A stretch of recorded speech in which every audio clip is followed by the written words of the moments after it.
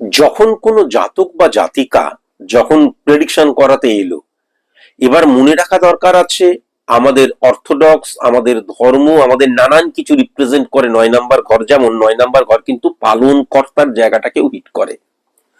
কোনো কারণে দেখা যাচ্ছে যে চন্দ্র 9 নাম্বার ঘরকে পজিটিভ ভাবে হিট করছে, বা আমার ছকের মধ্যে চন্দ্রটা উচ্চস্থ হয়ে রয়েছে, 9 নাম্বার ঘরকেও কিন্তু দেখা যাচ্ছে উচ্চস্থ অবস্থায় হিট করছে।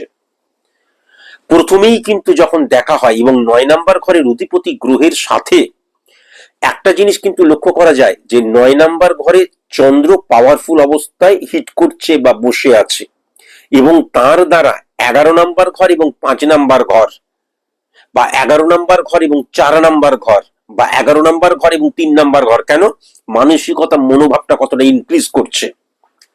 5 নাম্বার ঘর কেন আমার জীবনের সফলতার জায়গাটা, 4 নাম্বার ঘর কেন ব্যক্তিগত জীবন কতটা প্রভাবিত হচ্ছে। এই ক্যালকুলেশনের মধ্যে দিয়ে কিন্তু বলে দেওয়া যায় যে পিতার চাইতে মায়ের প্রভাব এর বেশি।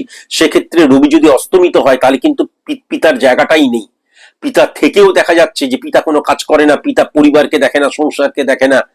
পিতা এই যার প্রেডিকশনটা করছে তার উপর পিতার প্রভাব সেরকম নেই। কিন্তু যদি 9 নাম্বার ঘরের অধিপতি গ্রহ পজিটিভ হয়ে ঠিক একই ক্যালকুলেশনে পজিটিভ হয়ে দেখা গেল যে 9 নাম্বার ঘরের অধিপতি গ্রহ এবং চন্দ্র পজিটিভ পাওয়ারফুল সংযোগ ক্রিয়েট করছে, তার মানে মনে রাখতে হবে মা কিন্তু সবকিছু আমার জীবনে, এবং মা কিন্তু পুরো জীবনটা স্যাক্রিফাইস করে দিচ্ছে। মায়ের দ্বারা আমি লালিত পালিত হচ্ছি, মানে পালন কর্তার কাজটা কিন্তু আমার মাই করছে। এটা কিন্তু লক্ষ্য করা যায়। সেরকম ভাবে যদি রাহু কেতুর দ্বারাও 9 নাম্বার ঘরের ইম্প্যাক্ট লক্ষ্য করা যায়, অনেক ক্ষেত্রে দাদু দিদা আমার মায়ের কাজ করে, সেরকম লক্ষ্য করা যায়। আবার যদি কর্কটকে কখনো রবি উচ্চস্থ করে দেয় এবং রবি এবং 9 নাম্বার ঘরের অধিপতি গুলো পাওয়ারফুল হয়ে যায়, তাহলে বাবাই বাবা হয়, বাবাই মা হয়, এটাও কিন্তু লক্ষ্য করা যায়, তাই না? মঙ্গল এবং বৃহস্পতি 9 নাম্বার ঘরকে হিট করলে কাকার দ্বারা লালিত পালিত হয়।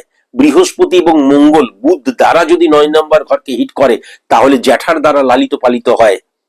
হ্যাঁ, যখন পিতা হিসেবে, পিতা মানে তো পালন কর্তা, পালন কর্তা কিন্তু তারা হয়। এই ক্যালকুলেশনের দ্বারাই কিন্তু বোঝা সম্ভব।